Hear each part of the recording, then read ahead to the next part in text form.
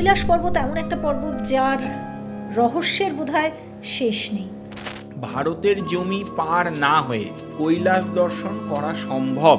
আমি ঘুরে আসার পরেও অনেকে আমায় এরকম প্রশ্ন করেছেন যে মহাদেবকে দেখতে পেলেন। আমায় যদি কেউ এক কথায় বলে কি কেমন লাগলো, তাহলে বলবো সাক্ষাৎ স্বর্গেই দাঁড়িয়ে আছি। জ্ঞানগঞ্জ বা তিব্বত বা ওইসব জায়গায় বলা হয় সম্ভল, মাইথোলজিক্যাল ল্যান্ডটা, এই ল্যান্ডটা কিন্তু কৈলাসের ভেতরে। জ্ঞানগঞ্জে তিনিই যেতে পারবেন যাকে তারা সিলেক্ট করেন।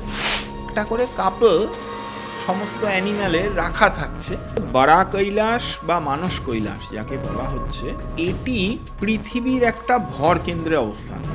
নন্দী কিন্তু একজন ঋষির পুত্র, যিনি সাধনা করে মহাদেবের বাহন হয়েছেন। প্রধান ত্রিদেবের কথা বলি, বাকি দুজন তো পৃথিবীর স্থূল ভূমিতে থাকেন না। মহাদেবী কিন্তু যাকে আমরা এই ভূমিতে কল্পনা করি, পূর্ণতা তাকে বলে যেখান থেকে কিছু নিয়ে নিলে কিছুমাত্র ঘাটতি হয় না। নমস্কার, মাইথোলজি বাই রেনেসার পডকাস্টে আপনাদের স্বাগত। আজকের এপিসোডে আমরা আলোচনা করব কৈলাস পর্বত নিয়ে। কৈলাস পর্বত এমন একটা পর্বত যার রহস্যের বোধহয় শেষ নেই। কৈলাস পর্বতের চূড়ায় মানুষ পৌঁছতে পারে না। কৈলাস পর্বতের নানান অ্যাঙ্গেল, এখানে কি একটা ম্যাগনেটিক ক্ষেত্র আছে, সায়েন্স নাকি বলে। এখানে গেলে মানুষের বয়স থেমে যায়, বেড়ে যায়, অসুস্থ হয়ে পড়ে মানুষ। কিন্তু কৈলাস পর্বত পর্যন্ত কেন মানুষ পৌঁছতে পারে না, এটা কি সত্যি না মিথ, সেটা আলোচনা করা যেমন জরুরি, কিন্তু কৈলাসের কত দূর আমরা যেতে পারি, কত দূর যাওয়ার আমাদের অনুমতি রয়েছে, সেটাও কিন্তু একটা খুব গুরুত্বপূর্ণ বিষয়। আর আজকের পডকাস্টে এটাই আলোচনা করার জন্য আবার একবার আমাদের সঙ্গে রয়েছেন শ্রী ব্রহ্মানন্দজি। কেন ব্রহ্মানন্দজিকে এই এপিসোডটার জন্য ডাকা, তার একটা কারণ, যে ব্রহ্মানন্দজি কিন্তু অনেক দিন ছিলেন না, যদিও আপনারা চ্যানেলে পডকাস্ট দেখতে পেয়েছেন, কিন্তু ব্রহ্মানন্দজি একটা যাত্রায় গিয়েছিলেন, কৈলাসের যাত্রা। কিন্তু সেই যাত্রা কেমন ছিল, কতটা দুর্গম ছিল, এবং কৈলাস পর্বতকে নিয়ে আমরা আজকে আলোচনা করব। সঙ্গে অবশ্যই দেবাদিদেব মহাদেব।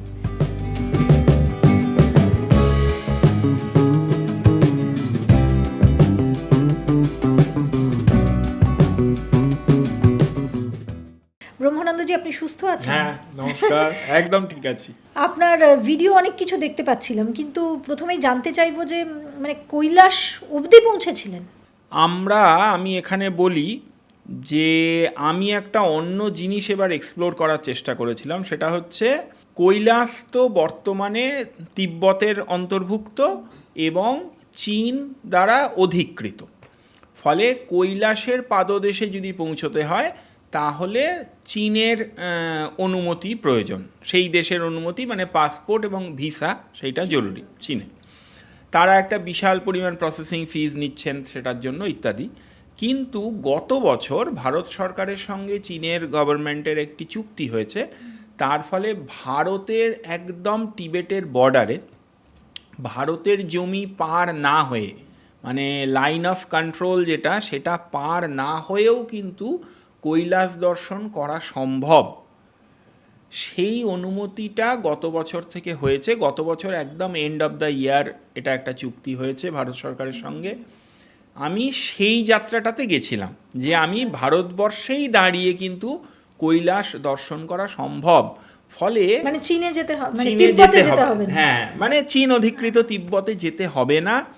এবং এটা হওয়ায় যেটা খুব ভালো হলো, আমাদের এখানে কৈলাস দর্শন করতে চান এমন ভক্তের কিন্তু কোনো অভাব নেই।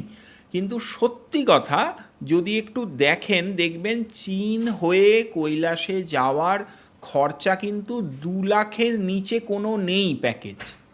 তাই 260, 270 খরচা করে একটা ফ্যামিলি, ধরুন 3 জন, তাদের পক্ষে যাওয়া তো অনেকে, বেশিরভাগ ভারতীয় মানুষের পক্ষে অসম্ভব। মিডল ক্লাসরা তো একদমই পারবেন না।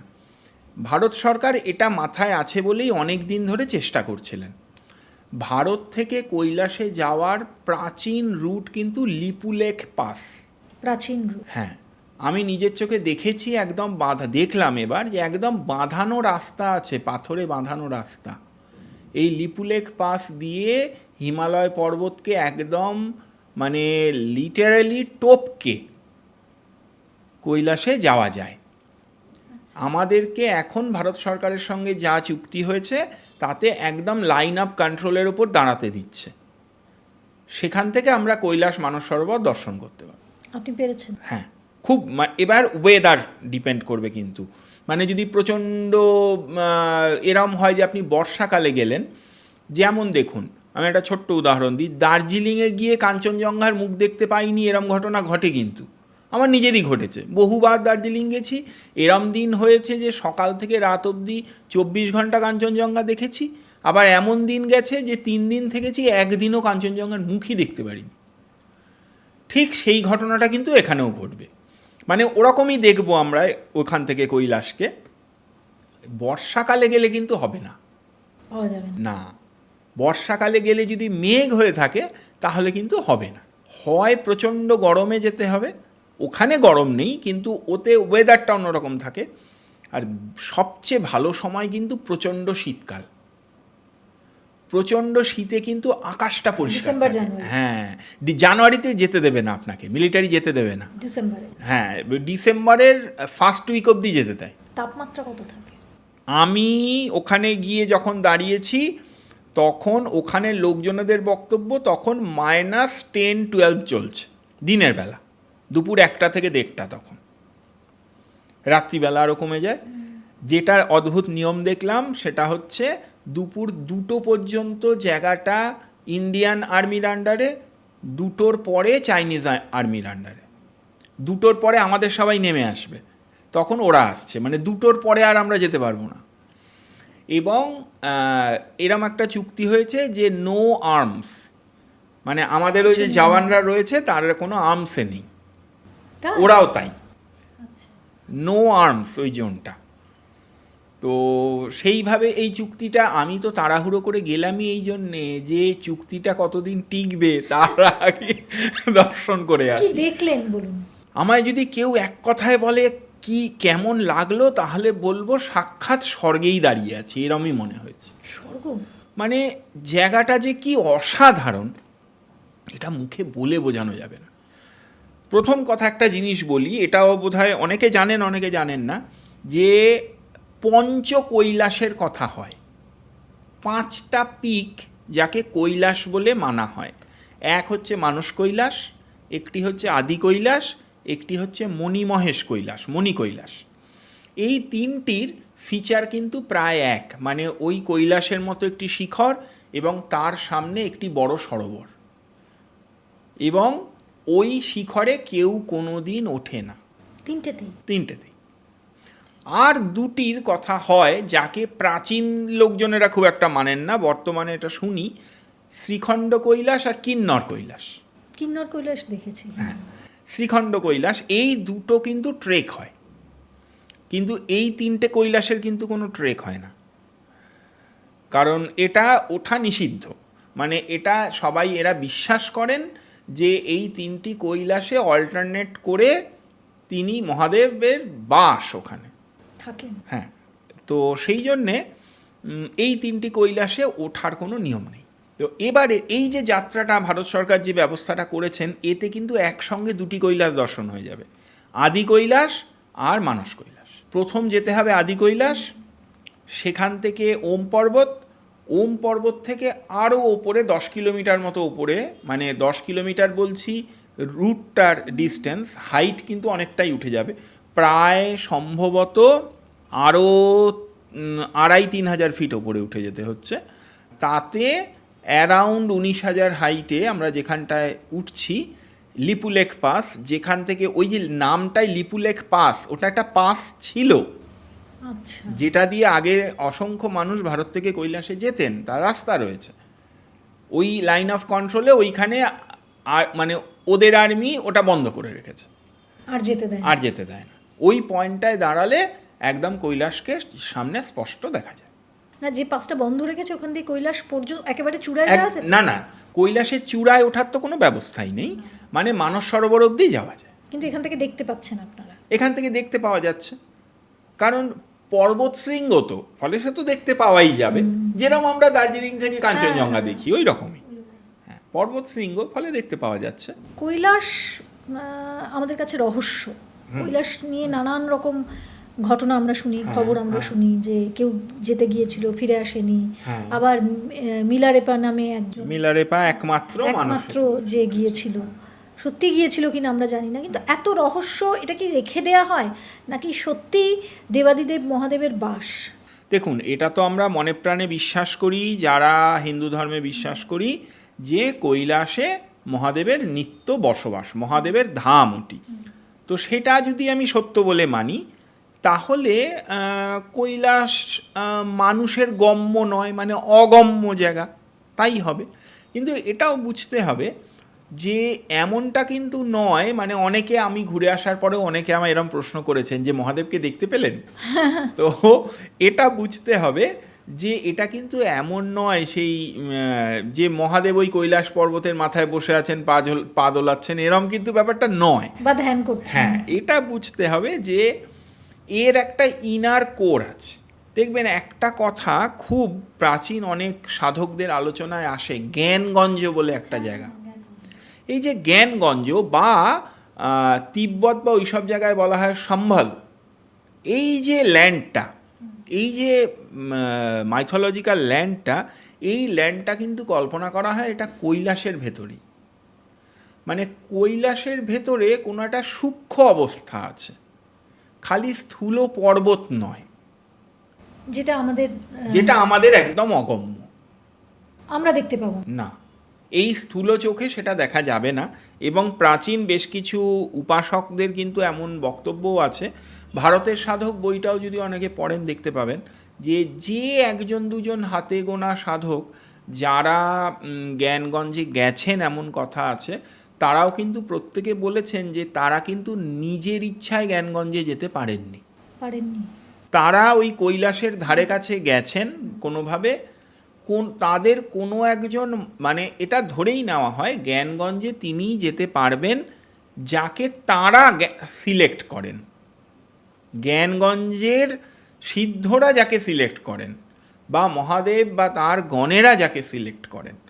এইবারে কোনো একজন সিদ্ধ, কোনো একজন মহাত্মার সঙ্গে তার দেখা হয়েছে, তিনি তাকে নিয়ে গেছেন, এবং রাস্তাটা কিন্তু কেউ বলতে পারে না। একটা সময়ের পরে সবাই বলে যে কোনো জ্ঞান ছিল না, যখন জ্ঞান হয়েছে তখন দেখেছে তারা ওরকম একটা ল্যান্ডে পৌঁছে গেছে, সজ্ঞানে কেউ যায়নি। কিন্তু ল্যান্ডটা কেমন, সেই ল্যান্ডটা সম্বন্ধে তাদের বক্তব্য যে দিব্যভূমি বা দেবভূমি যাকে বলে তাই, সেখানে প্রচুর সিদ্ধ মহাত্মারা আছেন, দেবতারা আছেন। সিদ্ধ মহাত্মাদের কথাই সাধকরা বেশি বলেছেন যে তারা আছেন, তাদের সঙ্গে দেখা হয়েছে, কিন্তু তাদের অনেকের সঙ্গেই কমিউনিকেট করাও যায় না। তারা বেশিরভাগই হয়তো ওখানেও তারা ওরকম ধ্যানস্থ ওরম অবস্থায় বসে আছেন। এরকমও শোনা গেছে যে তাদের কারোর গায়ে মানে শ্যাওলা গজিয়ে গেছে, এইরকম আর কি, মানে তারা এত বছর ধরে তারা সাধনা করছে, ওরকম হয়ে রয়েছেন, মানে কাউকে দেখলে হয়তো পাথরের মূর্তি মনে হচ্ছে।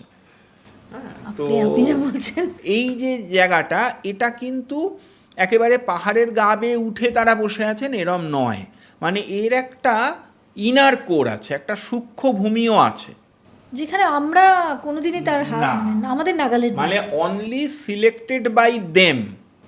এরকমটা শুনেছিলাম যে একটা, মানে এই জগতে যে ধরনের জীব রয়েছে, প্রজাতি রয়েছে, এই প্রতিটা স্পিসিস যাকে আমরা বলছি, এখন আমরা বলি না এন্ডেঞ্জার্ড, হারিয়ে যাচ্ছে, ঠিক এই রকম এক একটা করে স্পিসিস নাকি ওখানে রাখা বলা হয় যে একটা করে কাপল রাখা হয়, মিথুন, হ্যাঁ, যে মিথুন আবার পরের কল্পে আবার নতুন করে ওদেরকে সৃষ্টি করবে। এটা কিন্তু খুব সায়েন্টিফিক, ভেবে দেখুন। মানে এখন যেমন বলা হয় না যে ওই জেনেটিক ইঞ্জিনিয়ারিং করে কিছু, যেমন কিছুদিন আগে বোধহয় গত বছর ওই কিছু হোয়াইট উলফ একটা ফেরত আনার চেষ্টা করা হয়েছে। তো এই রকম ভাবুন যে কত সুন্দর ভাবনা, বলছে একটা করে কাপল সমস্ত অ্যানিম্যালের রাখা থাকছে, মানে ভাবনাটা দেখুন। কোনো এখানে কিন্তু যদি আপনি খুব ভালোভাবে ভাবেন, এখানে যে ভগবান হাত তুললেন, আশীর্বাদ করলেন আর অ্যানিম্যালগুলো জন্মে গেল, সেরকম কথা বলা হচ্ছে না কিন্তু। মানে একটা করে কাপল রাখা হচ্ছে, তারা আবার প্রজননের দ্বারা নতুন আবার সেই প্রাণী গোষ্ঠী, মানে কেউই হারিয়ে যাচ্ছে না, হারিয়ে কেউ যাচ্ছে না। আবার তারা সৃষ্টি করবে। তো এই যে বিষয়গুলো, এই বিষয়গুলোর মধ্যে আমার তো মনে হয় ভাবনা চিন্তাগুলো খুব ইউনিক, যেটা আমাদের বোধগম্য নয়। হ্যাঁ। এবার আমি একদম মহাদেবের প্রশ্নে আসি, মানে মহাদেব এবং কৈলাসে মহাদেব রয়েছেন। এটাই আমরা যখন চোখটা বন্ধ করি, এখনও আমি যদি চোখ বন্ধ করি তাহলে আমি দেখতে পাচ্ছি মহাদেব, তিনি বসে আছেন। আপনিও বোধহয় সেটাই দেখতে পাবেন। কিন্তু কৈলাসে কেন মহাদেব কৈলাসকে বাছলেন কেন? অনেক পর্বত ছিল, এই তো আপনি যেখানে গেছেন ওম পর্বত ছিল, আরও বহু পর্বত, আমিও হিমালয়ে বহুবার গেছি ঘুরতে, কিন্তু সেই পর্বতগুলোকে না বেছে কেন কৈলাসকেই মহাদেব? এই যে বড়া কৈলাস বা মানস কৈলাস যাকে বলা হচ্ছে, একটি কথা বলা হয় যে এটি পৃথিবীর একটা ভর কেন্দ্রে অবস্থান করে। মানে দুটো মেরুর থেকে এর ডিস্টেন্স, মানে ম্যাথামেটিক্যালি একটি মেরুর থেকে এর যা ডিস্টেন্স, আরেকটি মেরুর থেকে এর ডিস্টেন্স ঠিক তার ডাবল, মানে একদম অ্যাকিউরেটলি তাই।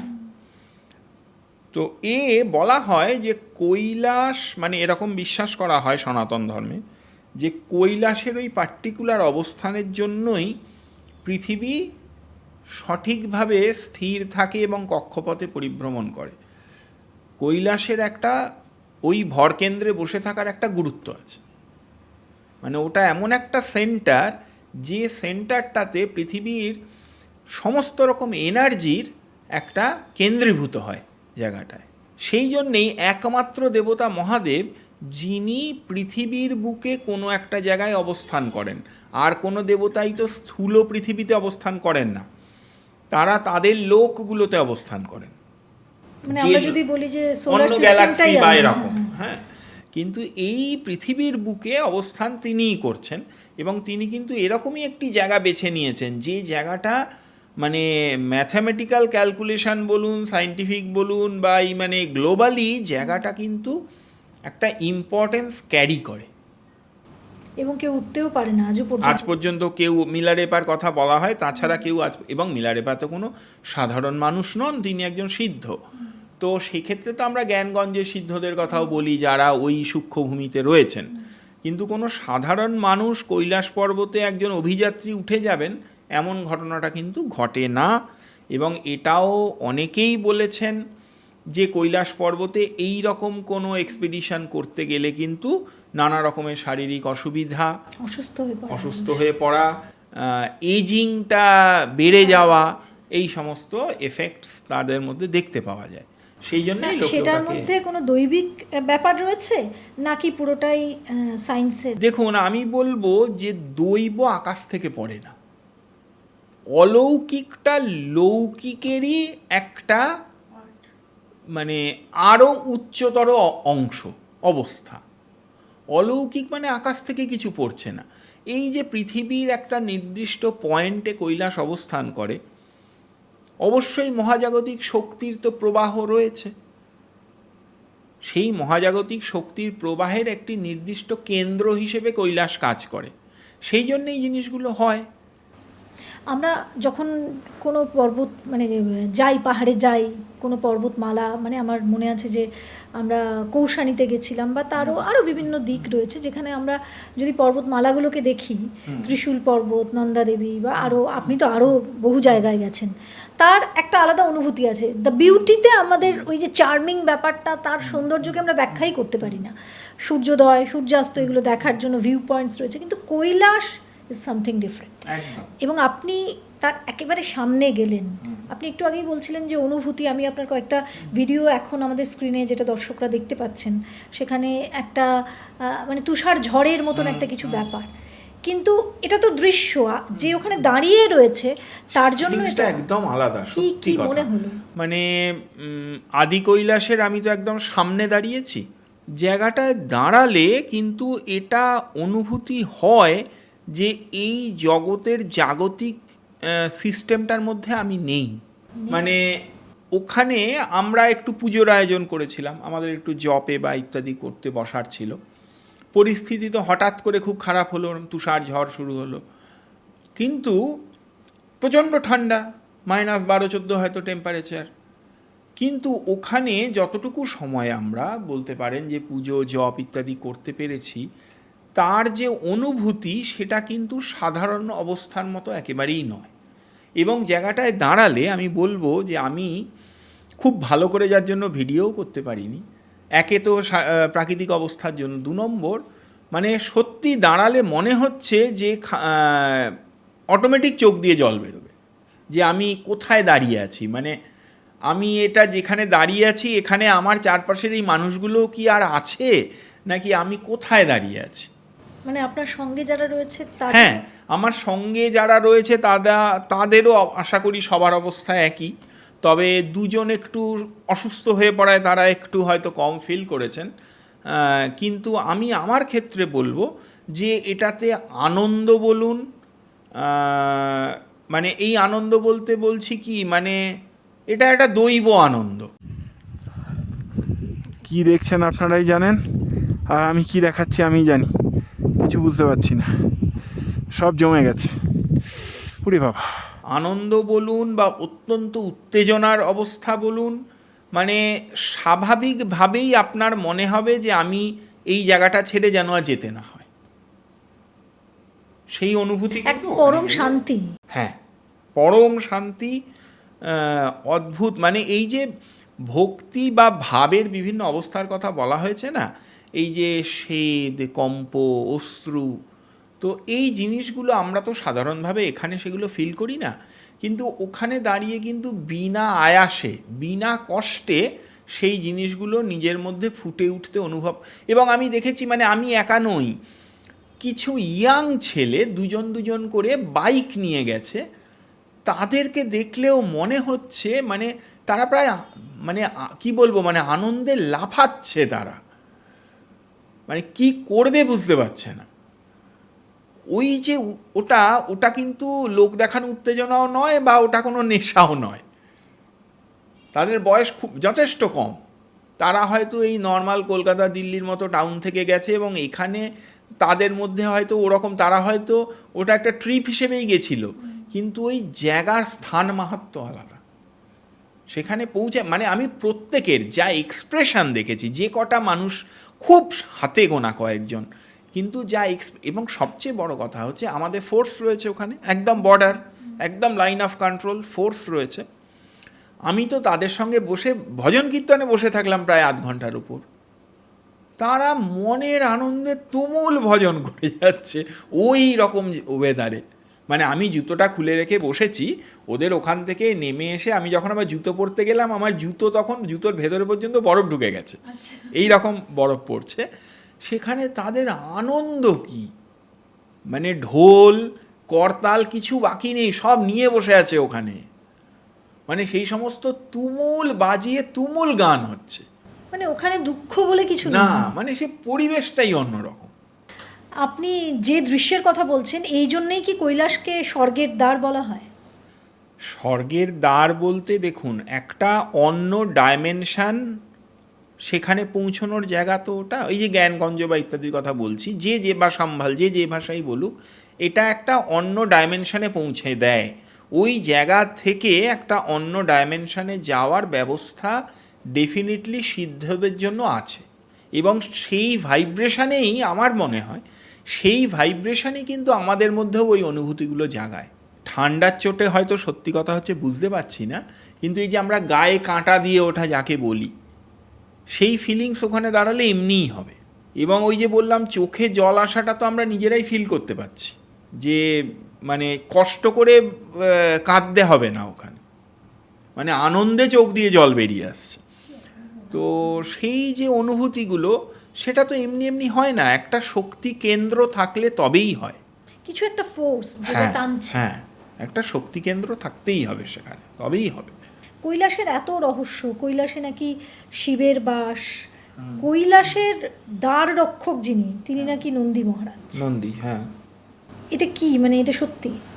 দেখুন, নন্দী সম্বন্ধে বলতে গেলে আমরা তো নন্দী বলতে একটি ষাঁড়ের মূর্তি ভাবি, কিন্তু নন্দী কিন্তু আসলে একজন ঋষিপুত্র, তিনি অত্যন্ত বলশালী। নন্দীর কিন্তু পুজোর বিধিবিধান আছে, বলা হয় যে ইন্দ্রের পক্ষেও নন্দীর সঙ্গে যুদ্ধ করে পারা সম্ভব না।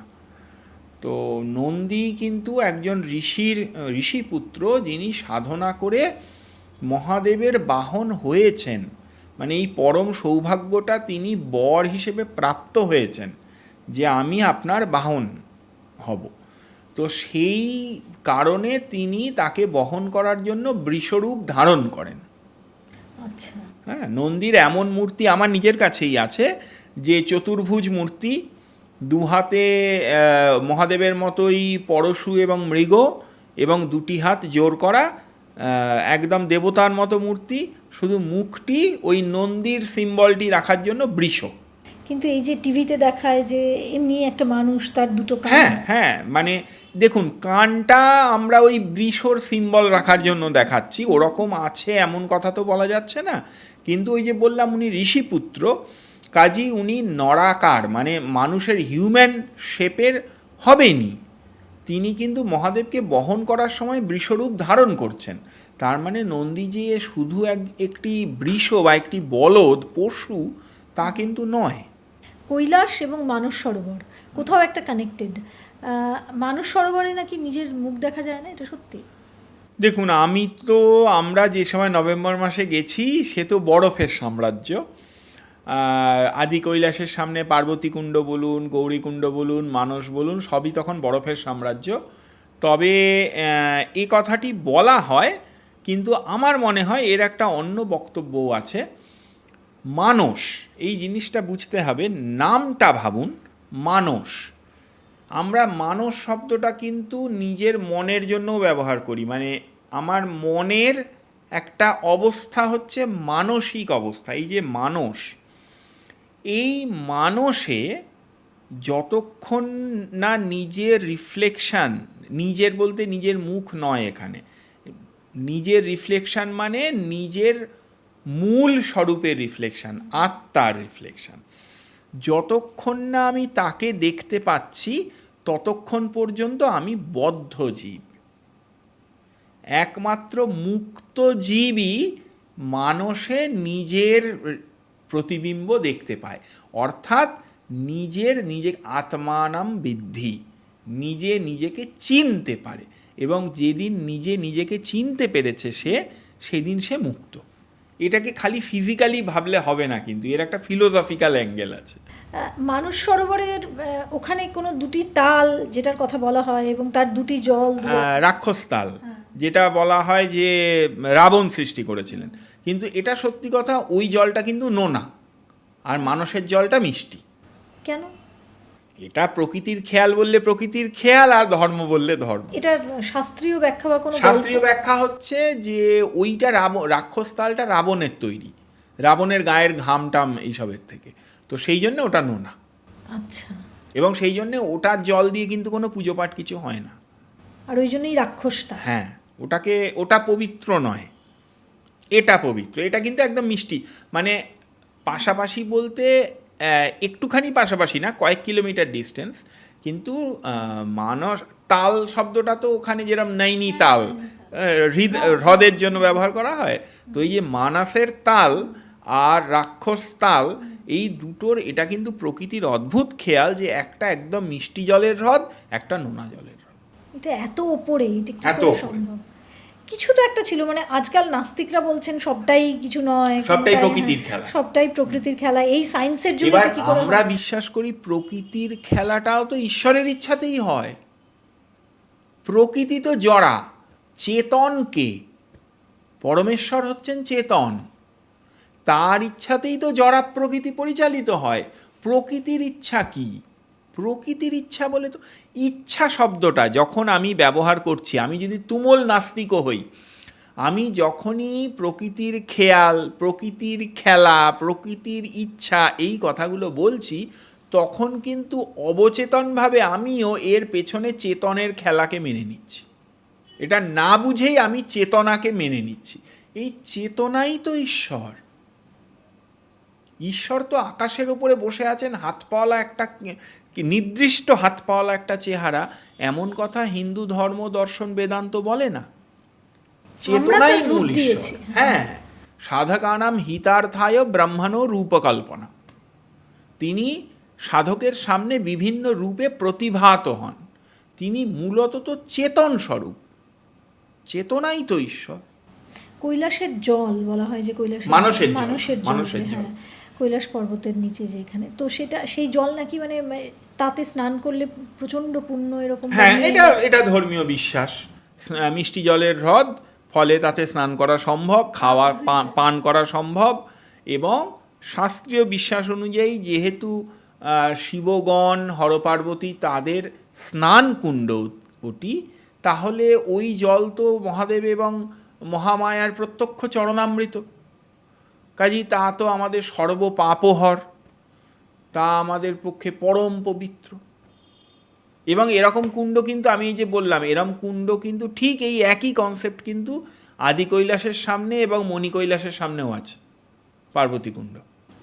আচ্ছা, এবং যেহেতু আমার সৌভাগ্য হয়েছে এই 3টি জায়গায় দর্শন করার ফলে, এবং এই প্রত্যেকটি জায়গা আমি বলবো, আমি গত বছর মণি কৈলাস গেছিলাম, আমার প্রায় এক অনুভূতি মণি কৈলাসের সামনে দাঁড়িয়েও হয়েছে। মণি কৈলাসের সামনে যখন ওই কুণ্ডের ধারে দাঁড়িয়ে আছি, তখন বরফ পড়ছে, একটু বাদে বরফটা পড়ে গেল, তারপরে আকাশটা ঝকঝকে পরিষ্কার হয়ে গেল।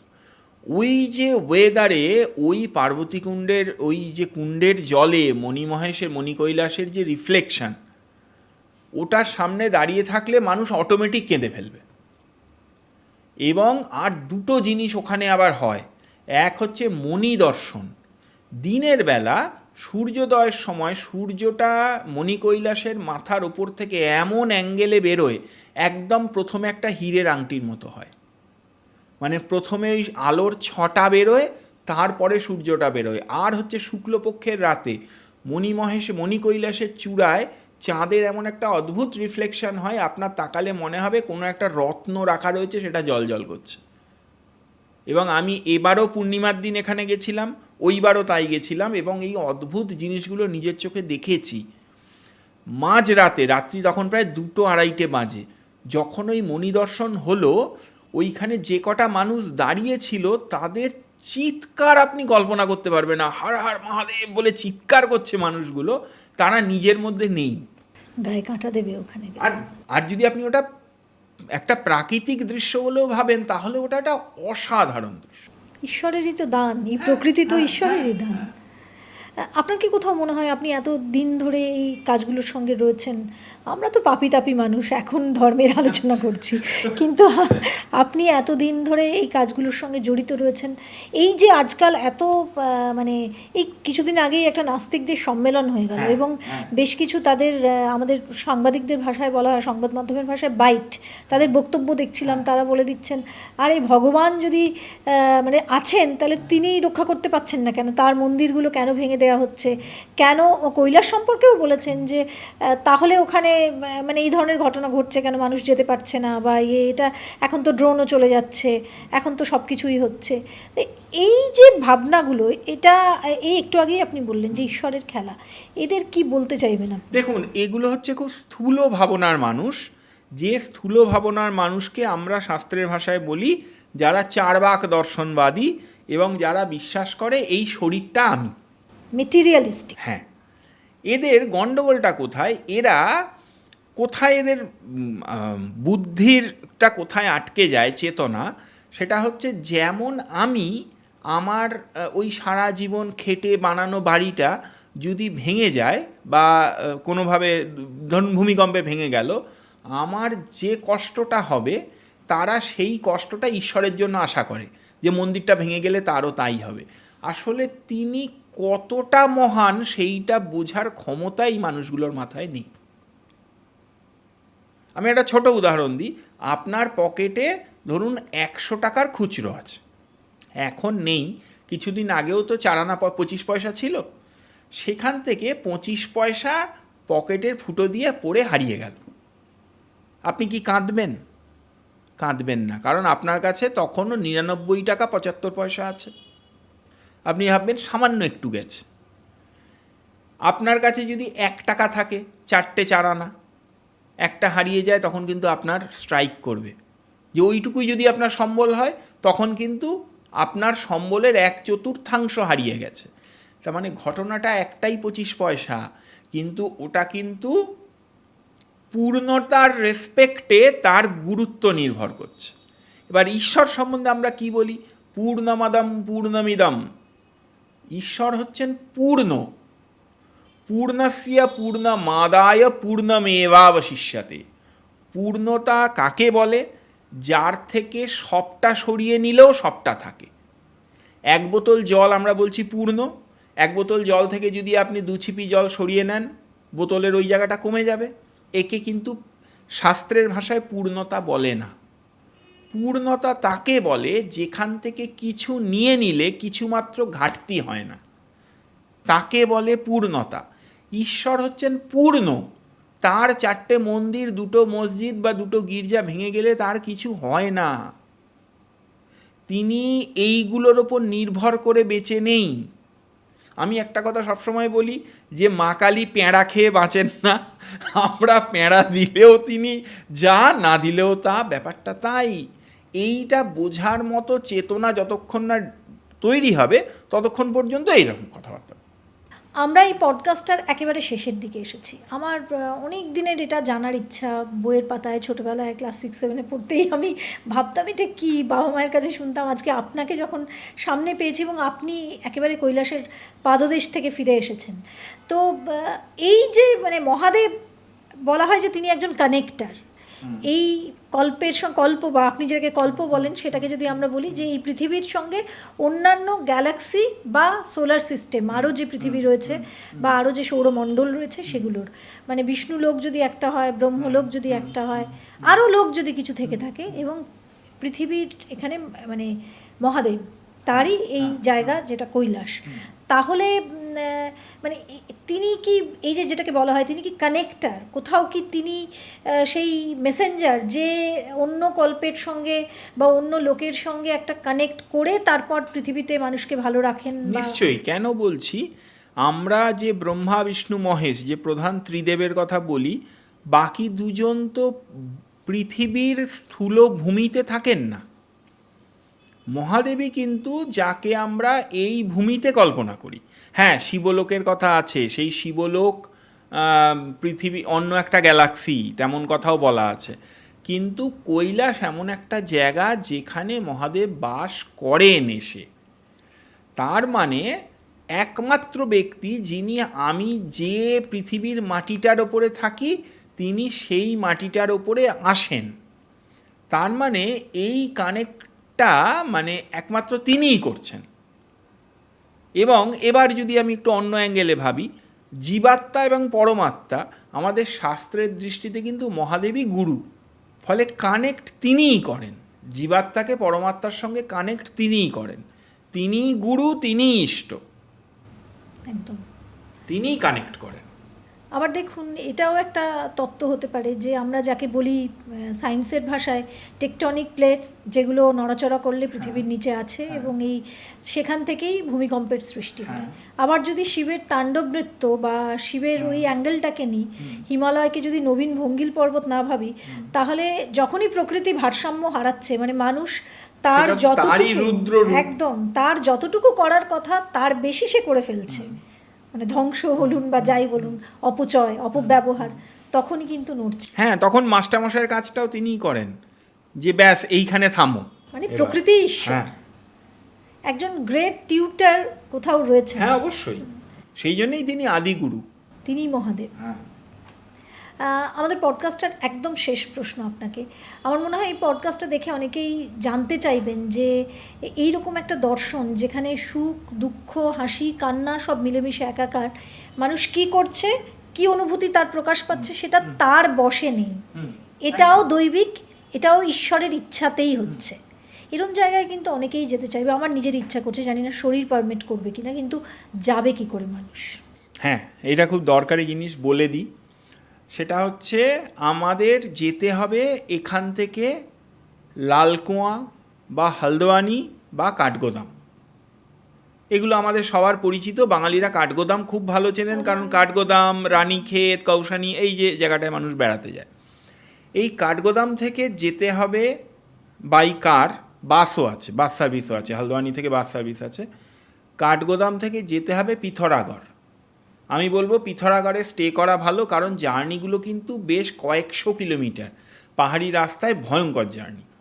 পিথরাগড়, পিথরাগড় থেকে যেতে হবে ধারচুলা বলে একটা জায়গায়, যেটা একদম নেপাল, মানে মাঝখানে কালী নদী, ওপারটা দারচুলা নেপালের, আর এপারটা ধারচুলা, আর মাঝখান দিয়ে পরপর ব্রিজ রয়েছে, লোকজন নর্মাল দেখলাম যাতায়াত করছে। আচ্ছা, আচ্ছা, তো আবার বললো এপাশের লোকেরা নাকি, এপাশে মেয়েরা নাকি ওপাশে আবার কসমেটিক্স কিনতে যায়, ওপারে নাকি খুব ভালো কসমেটিক্স পাওয়া যায়। তো যাই হোক, ওইখান থেকে এবারে পাহাড়ের আবার ওপরে ওঠা শুরু হবে। ধারচুলাটা কিন্তু একটু নিচে, আচ্ছা, আবার ওপরে ওঠা শুরু হবে। এবং আমি বলবো যারা যেতে চান তাদের কতগুলো জিনিস দরকার জানা। এক হচ্ছে তাদের লাং ক্যাপাসিটি যেন ভালো থাকে, শরীরে যেন হার্টের প্রবলেম বা লাংসের প্রবলেম ইত্যাদি না থাকে, আর পায়ের প্রবলেমও যেন না থাকে এইগুলো, এবং বয়সটা এবং বডি ওয়েটও একটু কম হলে মানুষ একটু বেশি ভালো যাবেন। হ্যাঁ, তো এইবার এইখান থেকে পাহাড়ের অত্যন্ত জটিল রাস্তা শুরু। ধারচুলা থেকে যেতে হয়, ধরুন আপনি গুঞ্জি, নাবি বা কুটি, এই 3টে গ্রামের কোনো একটা গ্রামে গিয়ে থাকতে পারেন। এই গ্রামগুলো কিন্তু সব 16-17 হাজার ফিট উচ্চতায়, সেখানে টেম্পারেচার সবসময় মাইনাস, কিন্তু মানুষ কতজন আছেন?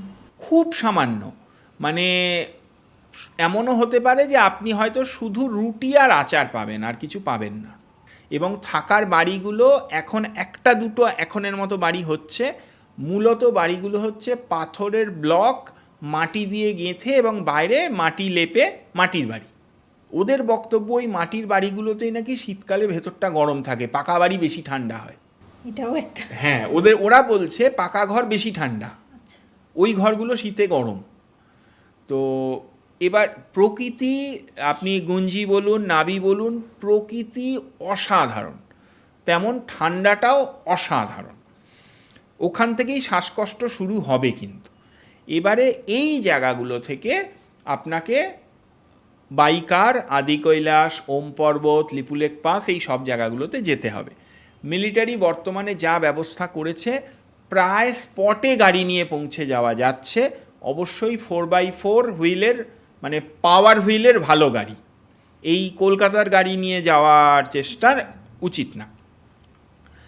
ওই লিপুলেক পাস, যখন ওম পর্বত থেকে লিপুলেক পাস যাচ্ছে, ওখানে 300-400 মিটারের একটা ট্রেক আছে।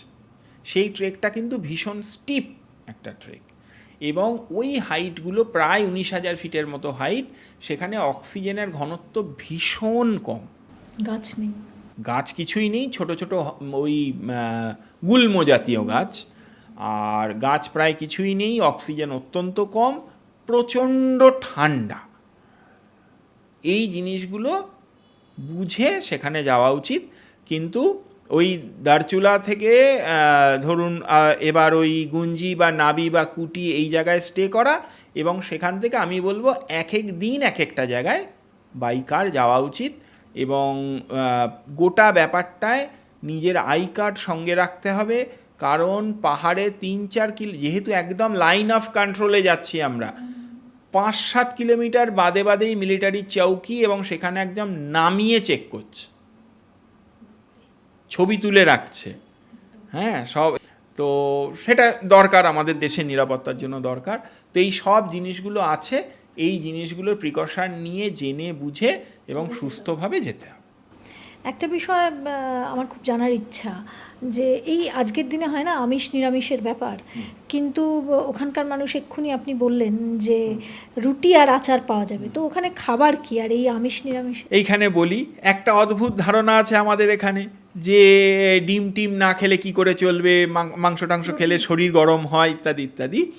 ওখানের মানুষগুলো কিন্তু আমি দেখলাম আরহার ডাল আর রুটি খেয়েই জীবন কাটায়, আর কিছু অদ্ভুত গোল গোল মূলো, 2-একটা জংলি সবজি ছাড়া কিছু নেই, আর কিছু নেই, না কিচ্ছু নেই। আমি পাক্কা 3টে দিন গরম রুটি করে দিচ্ছে, পাক্কা 3টে দিন ওদের ওই রুটি, আরহার ডাল আর আচার খেয়ে কাটালাম। একদিন একটা কী যে সবজি ভেজে দিল, বুঝলাম না সেটা কী সবজি, কিন্তু এই রকমই খাওয়া দাওয়া, কিন্তু আমিষের কোনো চল না। নেই। এবং এই সমস্ত খেয়ে যথেষ্ট সুস্থ মানে আমাদের থেকে শতগুণে, কোনো রোগ ব্যাধি নেই, চেহারা ভীষণ সুন্দর। এবং আমি একটা মজার কথা বলি, সেটা হচ্ছে আমি যে বাড়িটায় ছিলাম, হাজব্যান্ড ওয়াইফ দুজন থাকেন, ছেলে মেয়েদেরকে ওরা নিচে পাঠিয়ে দেয় রেসিডেন্সিয়াল স্কুলে পড়ার জন্য। গোটা গ্রামটায় কোনো বাচ্চা নেই। এটা একটা মজার ব্যাপার। ওরা বললো আমরা কোনো বাচ্চা এখানে রাখি না, বাচ্চা এখানে রাখলে তো পড়াশোনা হবে না, সব নিচে পাঠিয়ে দেয়। তো ওই হাজব্যান্ড ওয়াইফ রয়েছেন, ওই ভদ্রমহিলা রান্নাবান্না করছেন, আর ভদ্রলোক ওই মাইনাস টেম্পারেচারেই আমাদের থালা বাসনগুলো দেখলাম ধুচ্ছেন আর বাড়ি পরিষ্কার করছেন, এই করে যাচ্ছে দুজনে। তো তাদের এই যে ভদ্রমহিলা, তার মাথার চুল দেখলে আমাদের এখানকার মেয়েরা মানে হাঁ করে তাকিয়ে থাকবে, এত চুল মাথায়। তো আমাদের মধ্যে একজন তাকে আবার জিজ্ঞাসা করলেন চুলে কি লাগাও। আমি তার চোখগুলো দেখলাম, সে প্রায় হাঁ করে তাকিয়ে রয়েছে যে চুলে কি লাগাই, মানে চুলে আবার কি লাগাবো। মানে ওরা বলছে যে আমরা তো স্নানও করি না, ওরা তো স্নান করে বোধহয় মাসে 1 দিন বা 2 দিন, সবটাই তো বরফ। হ্যাঁ, তাই তো। মানে তার মানে ভাবুন, ওদের কিন্তু কোনো রূপচর্চা, কোনো অসাধারণ খাওয়া দাওয়া কিছুই নেই। আচ্ছা, ইলেকট্রিসিটি নেই, এগুলো ইলেকট্রিসিটি নেই, এগুলো সবাইকে জেনে যেতে হবে। বাড়ির ছাদে সোলার প্যানেল লাগিয়ে দিয়েছে এখন মিলিটারির তরফ থেকে, ওতে সারাদিনে রোদের তো অভাব নেই, ভোরবেলা সকাল হয়ে যায়, সারাদিনে যা রোদ পড়ে তাতে সন্ধেবেলা 1.5 থেকে 2 ঘন্টা বাতি জ্বলে। ওইটুকুর মধ্যে সন্ধে 7টার মধ্যে আপনাকে খেয়ে দিয়ে লেপের তলায় ঢুকে পড়তে হবে। আচ্ছা, মোবাইলে কোনো টাওয়ার পাবেন না, কোনো ইন্টারনেট পাবেন না, এইগুলো জেনে বুঝে যেতে হবে। ওখানে গিয়ে রাত্রিবেলা হঠাৎ একটু চিলি চিকেন আর চাউমিন খেতে চাইলে কিন্তু হবে না, এসব কিছু পাওয়া যায় না।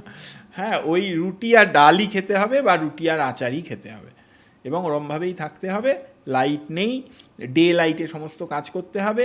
ফলে এটাও জেনে রাখতে হবে, আপনি যে বাড়িতেই থাকছেন সেই বাড়িতে আপনার গায়ের গরমেই আপনার ওই বরফ ঠান্ডা লেপটা গরম করতে হবে, কোনো ওয়ার্মার বা রুম হিটার কিন্তু পাওয়া যাবে না।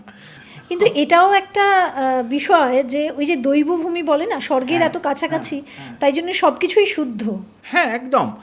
একটা অভিজ্ঞতা বলি, আমার যেহেতু প্রচণ্ড ঘোরা অভ্যেস, আমি একটা জিনিস ভীষণ মেনটেন করি, বাইরে গেলে বাইরের জল খাই না, সব সময় বোতলের জল ইউজ করি। তো বিসলেরি বোতল নিয়ে গেছি, ওই ভদ্রলোক আমাকে প্রায় বকছেন আর কি, বলছেন যে এগুলো কি নিয়ে এসছেন, এগুলো তো নকল জল, এগুলো বাজে জল, এসব জল ফেলে দিন।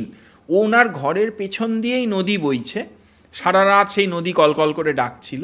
এবার বলছে এই জল তুলে খান, আপনার শরীরে কোনো রোগ থাকলে ঠিক হয়ে যাবে, আর দিনে 4 বার খিদে পাবে। ওরা আমাদের এই বোতলের বিসলেরি জলকে নকল বাজে জল বলছে।